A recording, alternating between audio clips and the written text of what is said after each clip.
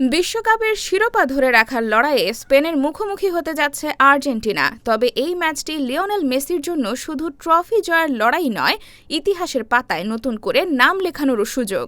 ফাইনালে মাঠে নামলেই আর্জেন্টাইন অধিনায়কের সামনে থাকছে অন্তত ১১টি অনন্য রেকর্ড গড়ার হাতছানি।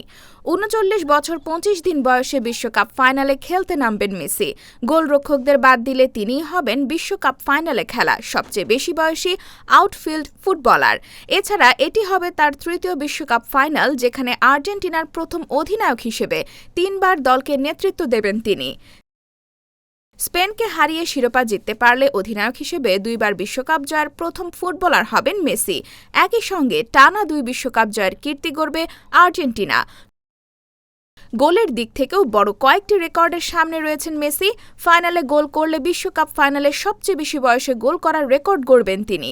পাশাপাশি এক বিশ্বকাপে আর্জেন্টিনার হয়ে সর্বোচ্চ ৮ গোলের রেকর্ডও ভাঙার সুযোগ রয়েছে তার সামনে। এছাড়া ফাইনালে ২ গোল করতে পারলে এক বিশ্বকাপে ১০ গোলের মাইলফলক স্পর্শ করবেন মেসি।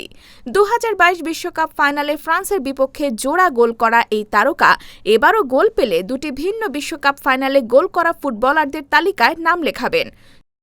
সব মিলিয়ে স্পেনের বিপক্ষে বিশ্বকাপ ফাইনাল মেসির জন্য হতে পারে আরও একটি ইতিহাস গড়ার মঞ্চ। শিরোপার পাশাপাশি ব্যক্তিগত রেকর্ডের তালিকাতেও নতুন অধ্যায় যোগ করার সুযোগ রয়েছে আর্জেন্টাইন অধিনায়কের সামনে।